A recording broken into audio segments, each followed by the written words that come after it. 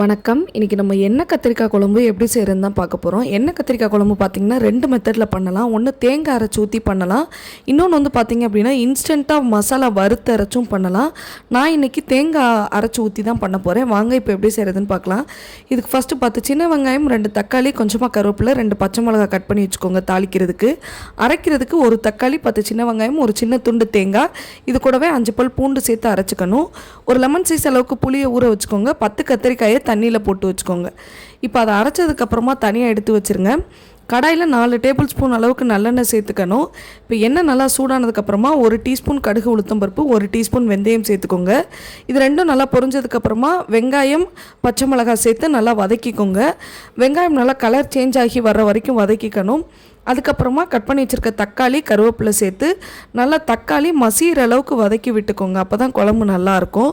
தக்காளி நல்லா மசிஞ்சதுக்கப்புறமா 10 கத்திரிக்காயை நல்லா 4 கீரி எடுத்து வச்சுக்கணும். இதில் வந்து கட் பண்ணும்போதே பூச்சி எதுவும் இருக்கான்னு செக் பண்ணிக்கோங்க.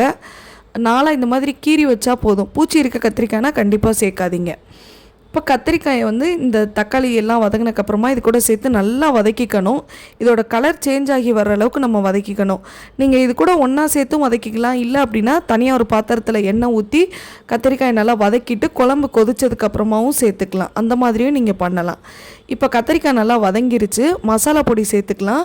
நான் வந்து 1 டேபிள் ஸ்பூன் அளவுக்கு வெறும் மிளகாய்த்தூள், அப்புறம் 2 டேபிள் ஸ்பூன் அளவுக்கு மல்லித்தூள் சேர்த்துருக்கேன். இப்போ இது சேர்த்ததுக்கப்புறமா இது கூடவே அந்த அரைச்சி வச்சுருக்க விழுதையும் சேர்த்துக்கோங்க. இந்த விழுதோட பச்சை வாசனை போகிற வரைக்கும் இதை நல்லா சுருள வதக்கிக்கணும். அடுப்பை வந்து நல்லா லோ ஃப்ளேமில் வச்சுட்டு இந்த தேங்காய், தக்காளி அரைச்சோம் இல்லையா, அதோட பச்சை வாசனை போகிற வரைக்கும் நல்லா வதக்கிக்கோங்க. இது எல்லாமே நல்லா மிக்ஸ் ஆகிற அளவுக்கு நம்ம வதக்கி எடுத்துக்கணும். அடுப்பை கண்டிப்பாக லோ ஃப்ளேமில் தான் வச்சுக்கணும். இப்போ இது ஓரளவுக்கு நல்லா சுருண்டு நல்லா வதங்கி வந்துருச்சு. இப்போ இந்த டைமில் நம்ம ஜாரில் அரைச்சோம் இல்லையா, அதில் கொஞ்சமாக தண்ணி ஊற்றி கலந்து அதை இந்த இதில் சேர்த்துக்கோங்க.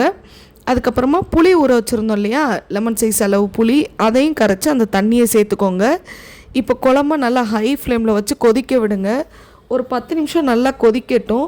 10 நிமிஷம் நல்லா கொதித்ததுக்கப்புறமா இதை வந்து தட்டை வச்சு மூடிட்டு அது லோ ஃப்ளேமில் மாற்றிடுங்க. அடுப்பை லோ ஃப்ளேமில் அப்படியே ஒரு 1/4 மணி நேரம் இருக்கட்டும்.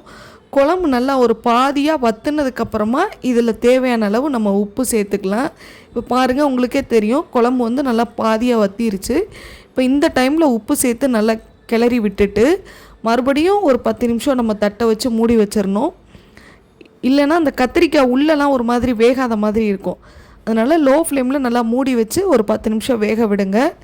இப்போ பாருங்கள், கத்திரிக்காய் எல்லாமே நல்லா வெந்து வந்துருச்சு. குழம்புமே உங்களுக்கு நல்லா பாதியாக வற்றி வந்துருச்சு. இதுக்கப்புறமா நீங்கள் இது தட்டை வச்சு எதுவும் மூட வேணாம். அடுப்பை லோ ஃப்ளேம்லேயே வச்சுட்டு ஓப்பன்லேயே அப்படியே ஒரு 10 நிமிஷம் குக் பண்ணிங்கன்னா போதும். குழம்பு நல்லா கொதித்து நல்லா வற்றி வந்ததுக்கப்புறமா 1 டீஸ்பூன் அளவுக்கு நல்லெண்ணெய் சேர்த்துக்கோங்க. விருப்பப்பட்டால் இது கூட 1 டீஸ்பூன் நாட்டு சர்க்கரையும் சேர்த்துக்கலாம். சேர்த்துட்டு அடுப்பை ஆஃப் பண்ணிடுங்க. இப்போ ஒரு 1/2 மணி நேரம் அப்படியே தட்டை வச்சு மூடி வச்சுட்டு 1/2 மணி நேரத்துக்கு அப்புறம் சர்வ் பண்ணிங்க அப்படின்னா டேஸ்டியான எண்ணெய் கத்திரிக்காய் குழம்பு ரெடி. நீங்களும் கண்டிப்பாக ட்ரை பண்ணி பாருங்கள். வீடியோ பிடிச்சிருந்தது அப்படின்னா லைக், ஷேர் அண்ட் சப்ஸ்கிரைப் பண்ணிடுங்க. தேங்க்யூ.